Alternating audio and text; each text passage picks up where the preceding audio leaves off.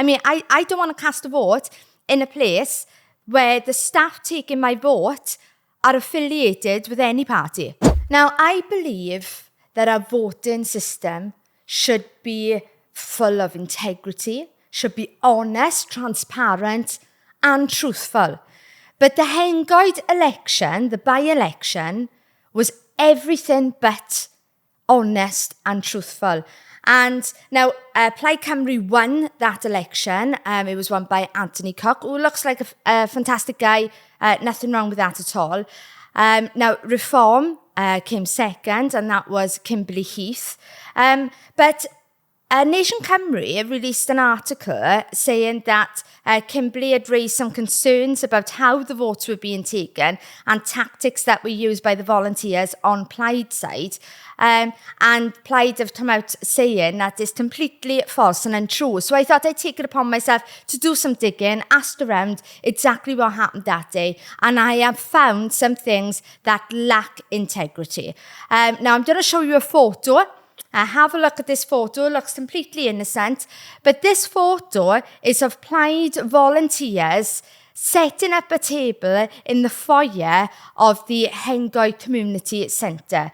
Now, if you know anything about the Electoral Commission, there are rules that they have to follow. And let me just read out the rules. I'll put this up on the screen for you as well.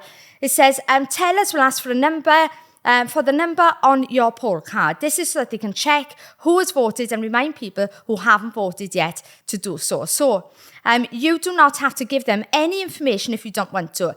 Other campaigners may be near the polling station, which is allowed, but there must not be any campaigning taking place inside the polling station. There may be other polling station staff outside your polling station. They are there to help with the process and are not campaigning.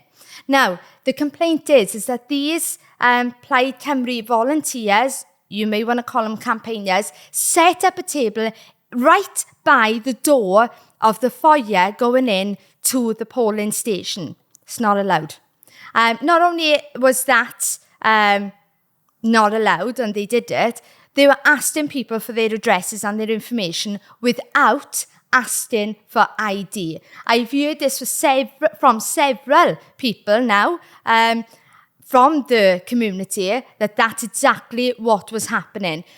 So I decided to reach out as well because I wanted to know what Kimberly saw that day.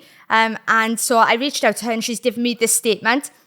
It was completely inappropriate, misleading and dishonest from the party's point of view, and seeing as no other party had a presence, let alone a table collecting data, I felt it was underhanded and I was completely dismissed by the people in charge of the polling station. I had to make contact with the electoral service in the council, and a representative did come out and tell them that they needed to show some identification before asking for addresses. However, they kept forgetting to make themselves known. Therefore, we made sure that by 4 p.m. onwards, we also had a present, but was not asking for data. They were using it to find out who had voted in the area to target those houses and also voting intentions for next year, and this was obvious. It was a clear breach of GDPR, but the electoral board seemed to think it was technically allowed. Now, it's not allowed. I've checked their website. It's not allowed. And you can tell here we're showing content for Wales. That is clearly not allowed. Kimberly says, I did voice my concerns to the tellers. Now, tellers, it says here, there might be people outside your polling station who belong to the political party. These people are called tellers, right? So, she voiced her concerns to the tellers and made it clear that she thought it was inappropriate. They were inside the building and passing themselves off as polling staff. Now, it's completely inappropriate. There was no transparency there. They shouldn't have been in the foyer where people were walking in. They just shouldn't have been there. That community centre was set apart as a polling station for people to vote. There should have been no collection of data from any party in that building that day, and there was. Now, I know Plaid Cymru have done a statement to say it's completely false. It's obviously not completely false. There are rumblings of a lack of transparency, right, of things that were happening that goes against the Electoral Commission. So I think it's right that Plaid Cymru do an investigation into this as soon as possible and look into why these people were allowed to set up a table inside and then ignore everybody that was calling for concerns, including residents. Matthew, what do you think about things like this? It shows, as you say, a complete lack of transparency. It's whether or not you put it down to negligence, intentional, or just ignorance, isn't it? Yeah. It's whether they're trying to get some underhanded stuff going on, knowing that this is wrong, knowing that they need to be clandestine in it, or if it's just pure helpful people who think they're going to be helpful towards their chosen party, and Plaid Cymru, yay, All for Wales. Or let's go and set up in here and ask for people's data and whatnot. But neither of those is right, and someone should have had oversight over it. And when the first concern was raised, it should have been dealt with. I'm not understanding that area myself. Obviously, we're not local to it. Was it just one polling station, or were there multiple polling stations in the area? I think there was 2 or 3. Yeah. Do we know if it was just one?